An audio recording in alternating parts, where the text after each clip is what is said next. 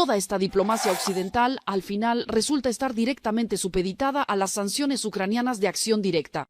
Y esta semana han alcanzado un 90% de efectividad, porque precisamente el 90% de los drones ucranianos impactaron en sus objetivos.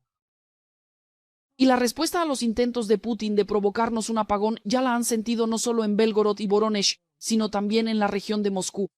La corresponsal de TSN Semana, Oksana Radionova, ha reunido todas las piezas de nuestros ataques y dice que, al parecer, nos estamos acercando incluso a apagar la propia Moscú.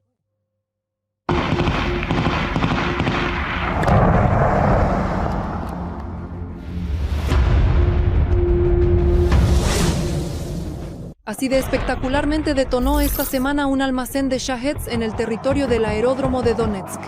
El resultado impresiona.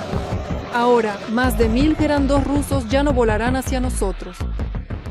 Nuestros defensores destruyeron con misiles y drones 1500 complejos de explosivos para estos UAV, así como infraestructura camuflada. Allí se estaban instalando precisamente bases para los operadores que los controlan, con los Shahed precisamente desde distancias. Antes, esa distancia era de aproximadamente 50 a 70 kilómetros el año pasado. Ahora, esa distancia está aumentando constantemente, sin duda. Se supo ya en verano que los rusos estaban instalando almacenes cerrados y puntos de control manual cerca del aeródromo.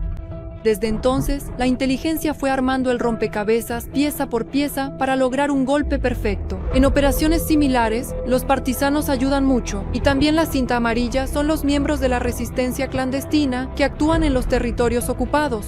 El movimiento de resistencia Libertad para Rusia en el territorio del Estado agresor. A propósito, este último tiene en su haber una decena de locomotoras incendiadas, y no solo eso. Esto también incluye la obtención de cierta información, el seguimiento de determinados movimientos del enemigo, la localización de sus posiciones, incendios provocados en líneas eléctricas que abastecen a instalaciones militares enemigas y otras acciones en las que participan que no permiten que el enemigo se sienta seguro. No se sabe con certeza si los partisanos están relacionados con la caída del helicóptero ruso en Dagestán. Los propagandistas informaron sobre turistas a bordo. En realidad, en este accidente aéreo, murieron empleados de la planta electromecánica de Kizlyar, donde, entre otras cosas, se fabrican soportes para el lanzamiento de misiles de crucero y la liberación de municiones desde aviones.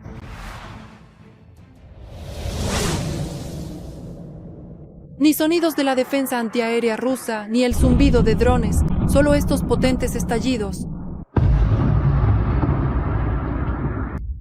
Eso sí que explotó. Así operó el armamento reactivo ucraniano contra la central termoeléctrica más grande de la región de Oriol.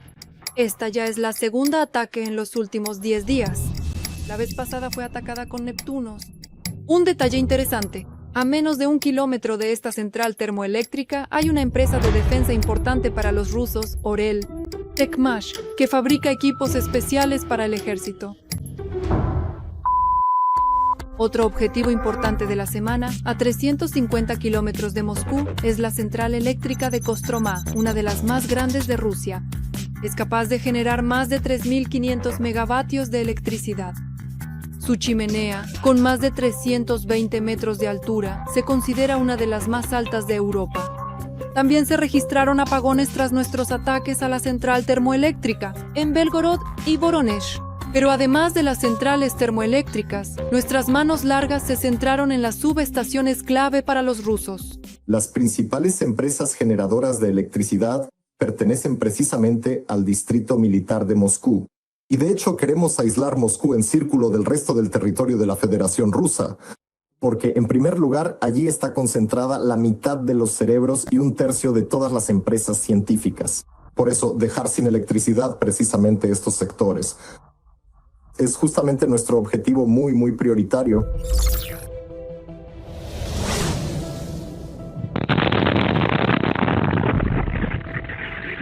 Drones dañaron el equipo clave de la refinería de Volgogrado. Así que la planta gigante, que procesa el 5% del volumen total de Rusia, se detuvo.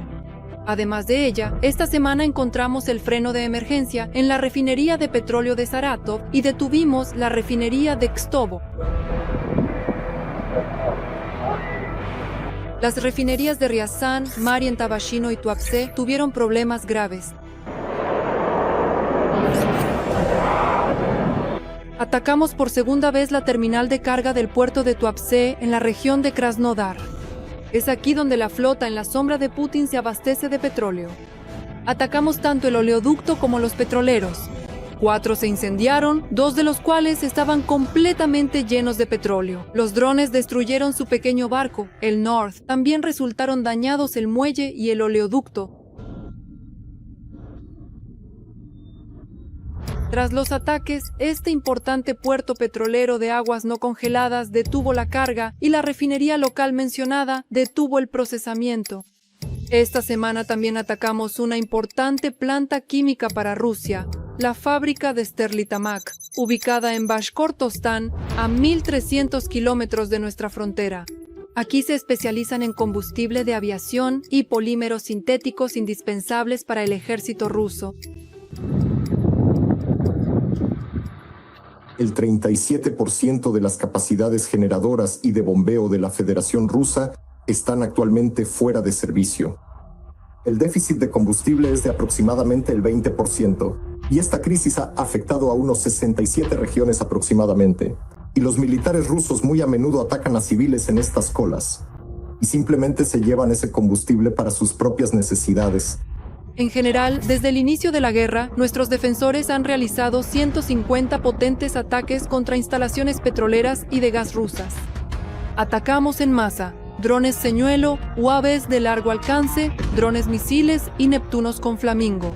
Así es más efectivo, así hay más posibilidades de romper la extendida defensa antiaérea rusa, que estamos eliminando sistemáticamente. Hay 2 puntos de concentración. Uno es el frente, no dejar pasar los sistemas de defensa antiaérea más allá de esta línea.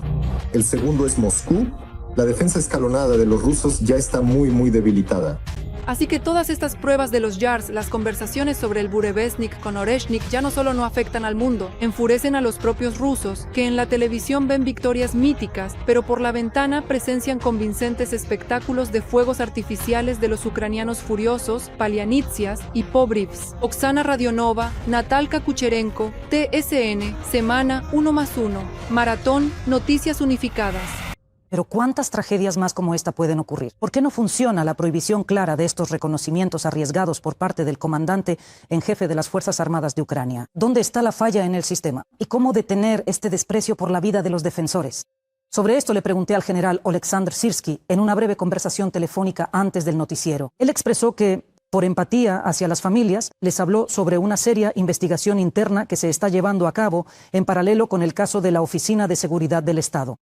El comandante en jefe dijo que el problema no es solo que se haya violado la prohibición de celebraciones en el frente. De nuevo, hubo un chat grupal en las redes sociales, y esto es una ignorancia de las normas básicas de seguridad, porque al hackear las redes, lo más probable es que los rusos se enteraran de la reunión, considera Syrskyi.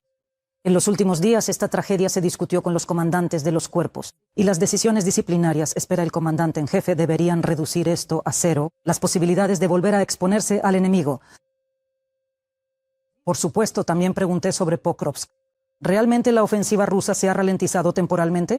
¿Cómo evalúa el propio comandante en jefe la situación allí?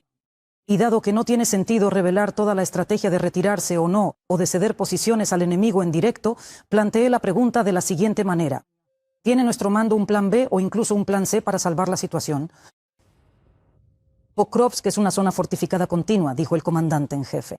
Sí. Hay algunos lugares donde los moscovitas lograron atravesar las barreras de ingeniería, pero el mando sabe dónde están esos puntos. Y precisamente por eso la situación está bajo control, dice Syrskyi. Por supuesto, hay tanto un plan B como un plan C para todos los posibles escenarios, cito al comandante en jefe. Pero la intensidad de los ataques enemigos realmente ha disminuido, dice él. Eso no significa que quieran tomar Pokrovsk con menos empeño. Ahora los rusos han reunido allí 50.000 bayonetas, pero saben que desde octubre han perdido una cifra similar, unos 30.000 moscovitas.